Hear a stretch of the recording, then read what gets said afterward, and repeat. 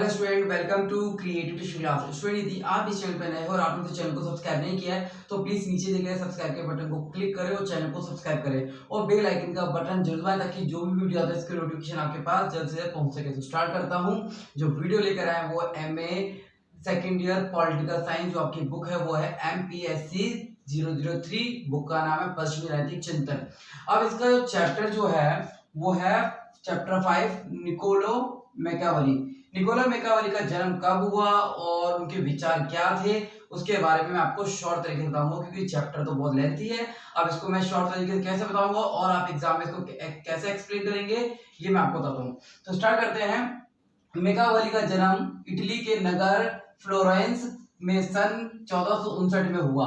तो आपको याद रखना है कि उनका जन्म कब हुआ। इटली के नगर फ्लोरेंस में सन 1459 में उनका जन्म हुआ और उसने सार्वजनिक सेवा में 1494 ईस्वी में प्रवेश किया। जो भी सार्वजनिक सेवा में अपना योगदान देना शुरू किया, कब किया था?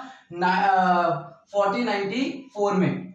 और 1948 में द्वितीय चांसरी का सचिव बन गया। सबसे मेन आपको याद रखना है कि 1948 में वो द्वितीय चांसरी जो थे, चांसरी उनका एक तरीके सचिव बन गया। नेक्स्ट 1513 ईस्वी में उसकी मेडिसी सरकार के विरुद्ध उन्होंने विद्रोह किया और जिसके कारण उन्हें कैद में डाल दिया गया।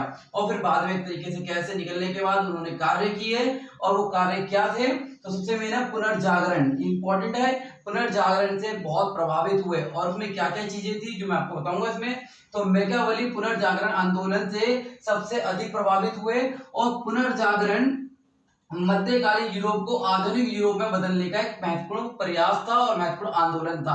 तो मैं दोबारा बताता हूं कि जो मैकियावेली जी थे वो पुनर्जागरण के जो आंदोलन था उससे बहुत प्रभावित हुए और पुनर्जागरण मध्यकालीन यूरोप को आधुनिक यूरोप में बदलने का एक महत्वपूर्ण प्रयास था, महत्वपूर्ण आंदोलन था। और इसमें यह इटली से आरंभ 14वीं से 15वीं शताब्दी में हुआ और यह आंदोलन चरम सीमा पर पहुंच गया। और ये जो युग है वो राष्ट्रीय राज्यों का माना गया है। मतलब ये जो पुनर्जागरण था राष्ट्रीय राज्यों का एक तरीके से प्रयास माना गया। शक्तिशाली राजतंत्र, इसमें आप एक पुनर्जागरण लिख सकते हो। शक्तिशाली राजतंत्र मतलब यूरोप में पुनर्जागरण के साथ साथ राजनीतिक क्षेत्र में भी अनेक परिवर्तन हुए और 16वीं शताब्दी में आरंभ से ही इंग्लैंड, फ्रांस में शक्तिशाली राजतंत्रों की स्थापना होना शुरू हो गया। अब जैसे जैसे पुनर्जागरण की स्थापना हुई, पुनर्जागरण आंदोलन चला, उसके जरिए क्या हुआ? फ्रांस, इटली में एक तरीके से राजतंत्र जो था वो शक्तिशाली हाथों में आ गया। और उसके बाद क्या हुआ? उस समय प्रवृत्ति केवल शक्तिशाली राजतंत्रों की स्थापना की ही नहीं थी बल्कि राष्ट्रीय राज्यों की स्थापना की भी थी। सबसे मेन है कि प्रवृत्ति ये नहीं थी राज्य राष्ट्रों की स्थापना करें, उसकी प्रवृत्ति ये थी कि राज्यों की स्थापना कैसे की जाए और कैसे होनी चाहिए, उसमें क्या क्या साधन जुटाने चाहिए ताकि जिससे लोग एक तरीके से अपना आवश्यकताओं को पूरा कर सकें। नेक्स्ट इसमें शासन तंत्रों अथवा सरकारों का वर्गीकरण करने के पीछे मैकियावेली का उद्देश्य कि आदर्श शासन कायम किया जा सके। सबसे मेन है कि उनका एक शासन तंत्रों का, सरकारों का वर्गीकरण करने के पीछे उन्होंने चाहा कि सरकार और शासकों का एक तरीके से वर्गीकरण करना चाहिए। वो इसलिए कहा ताकि मैकियावेली का उद्देश्य था आदर्श शासन कायम किया जा सके। आदर्श मतलब एक अच्छा शासन की स्थापना की जा सके। नेक्स्ट है जिसे इसलिए आदर्श शासन वही है जो सफल और बाधाओं से मुक्त हो। मतलब शासन, एक अच्छा शासक वही है, शासन वही है जो बाधाओं से मुक्त हो, समस्याओं से मुक्त हो, वही एक तरीके शासक इस तरीके से मजबूत माना जाता है।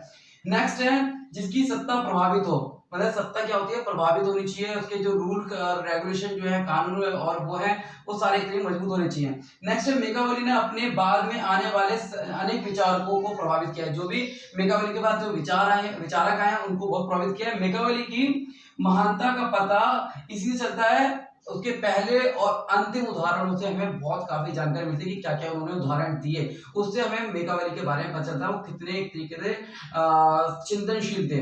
नेक्स्ट ऐतिहासिक अध्ययन पद्धति का सहारा लेकर, उन्होंने ऐतिहासिक पद्धति का सहारा लेकर क्या करा? प्रायिकता प्रश्नों और समस्याओं पर विचार किया। मतलब कि ऐतिहासिक का सहारा लेकर उन्होंने राजनीतिक और सामाजिक परिस्थितियों का एक तरीके से विचार करने की कोशिश की है। तो इसमें राजनीतिक प्रश्नों और समस्याओं का हल किया है।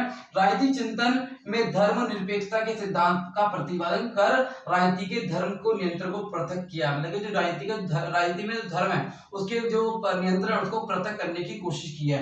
नेक्स्ट है संप्रभुता राष्ट्रीय राज्य के सिद्धांत का प्रतिपादन का श्रेय भी दिया है उन्होंने। सबसे संप्रभुता राष्ट्रीय राज्य के सिद्धांत को उन्होंने महत्व दिया है और श्रेय दिया है और आधुनिक राष्ट्रीय का अग्रगामी विचारक माने जाते हैं। आधुनिक राष्ट्र के। तो ये मेघावली के बारे में था जो मैंने आपको शॉर्ट तरीके से बताया है। आप इनको एक अच्छी तरीके से एक्सप्लेन कर सकते हैं। पुनर्जागरण के बारे में आप उनमें और इन्फॉर्मेशन दे सकते हैं कि पुनर्जागरण क्या था, उसके क्या प्रभाव पड़ा, तो एक्सप्लेन कर सकते हैं। और मेघावली के जो भी मैंने बताया ऐतिहासिक अध्ययन को किस तरीके से सारा लेकर उन्होंने जो भी समस्या उनको हल निकाला। राजनीति चिंतन में धर्मनिरपेक्षता के सिद्धांतों का प्रतिपादन श्रेय जाता है और उसके बाद संप्रभुता राष्ट्र के सिद्धांत के प्रतिपादन का श्रेय उन्होंने दिया और उसके बाद आधुनिक राष्ट्रीयता का एक तरीके से आधुनिक राष्ट्रीयता का अग्रगामी विचारक माना जाते हैं। तो मेघावली के जो पॉइंट थे मैंने बहुत शॉर्ट तरीके से समझाया ताकि आपको एक तरीके से मदद हो सके इससे। तो उम्मीद करता हूँ कि वीडियो अच्छी लगी, उसको लाइक और शेयर जरूर करें। धन्यवाद।